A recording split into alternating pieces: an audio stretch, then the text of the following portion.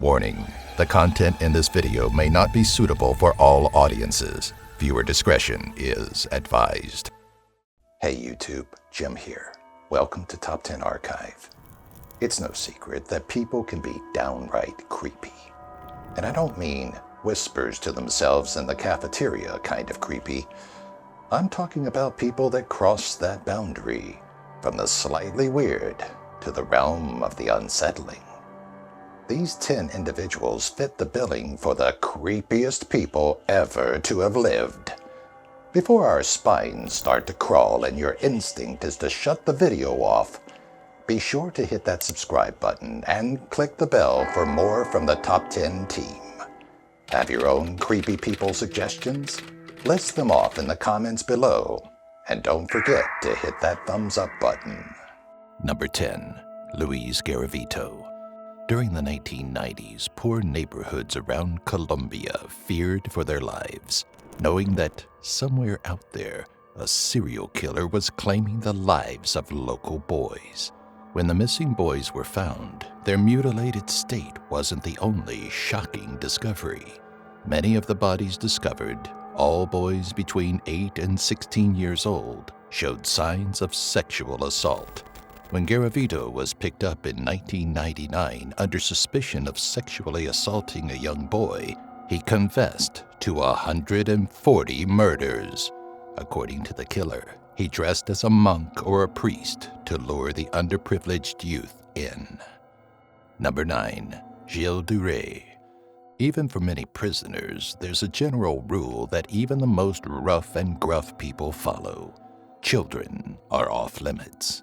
During the 15th century, however, that likely wasn't commonplace, which bred this creepy nobleman of France. Gilles de Rais served as a commander for Joan of Arc during the 100 Years' War, but his noble status was ripped away when he was accused of Satanism and the murder of infants. After his arrest, de Rais was accused of abducting, torturing, and murdering over 140 children. Number 8. Ilse Koch.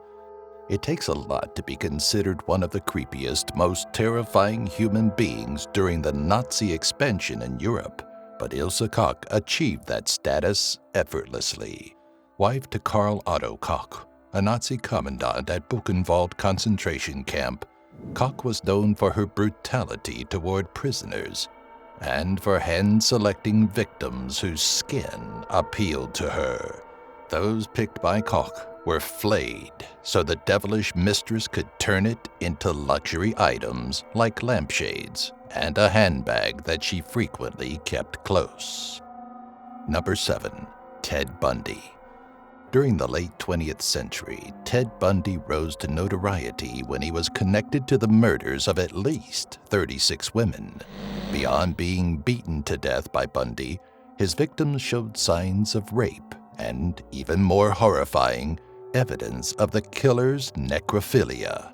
Bundy admitted to only 36 murders, many of whom resembled his college girlfriend, but experts believe that number is actually over 100. On January 24, 1989, the necrophiliac was put to death. Number 6. Charles Manson.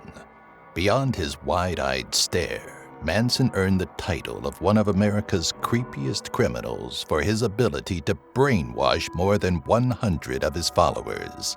He was even able to twist their minds into committing heinous crimes throughout California.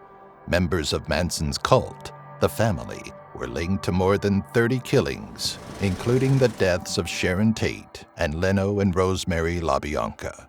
Manson's own demented mind led him to believe that he was the harbinger of the apocalypse.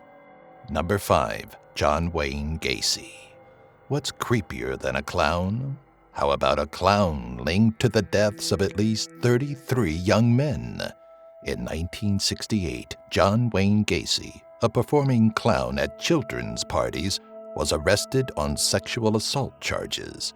After serving 2 years and being released on parole, he was accused of sexual assault by 3 more victims, and it was at this time that he was questioned on the disappearance of other young men. Questioning led to the truth. Gacy was a killer. After sexually assaulting his victims, he murdered them, sometimes doing so wearing his clown costume. Number 4. Joachim Kroll. When money gets tight, people often turn to ramen to save money on groceries. In the late 1970s, Joachim Kroll went to the drastic measure of eating the flesh of his 13 murder victims.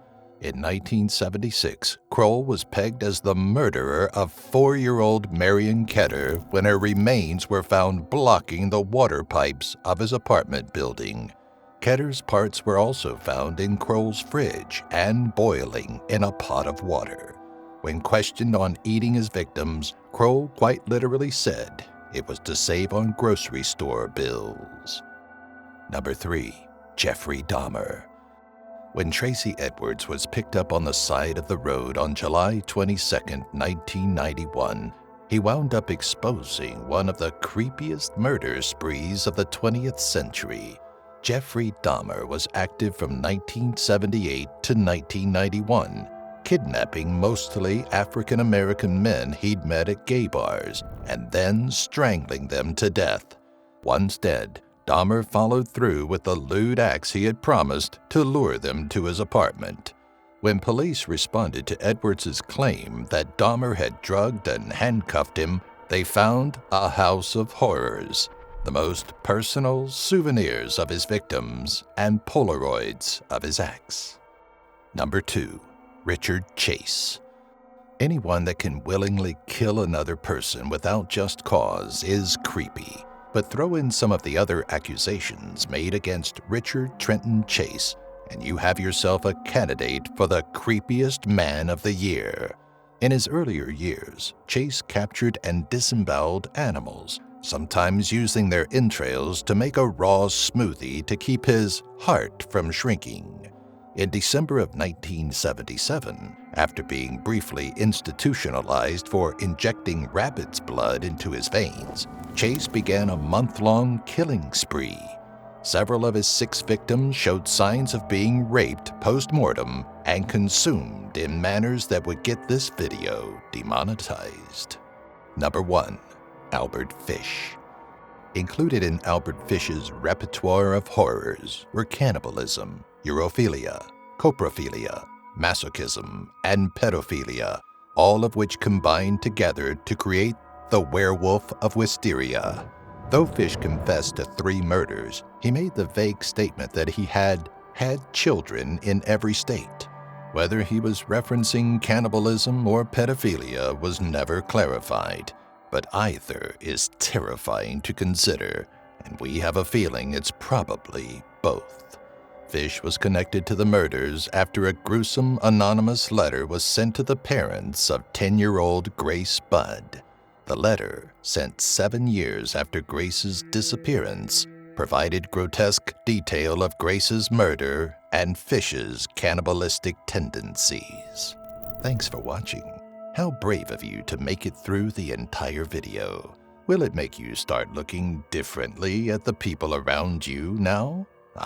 Don't get paranoid. You can take your mind off of it by watching one of these 2 archived videos. Enjoy.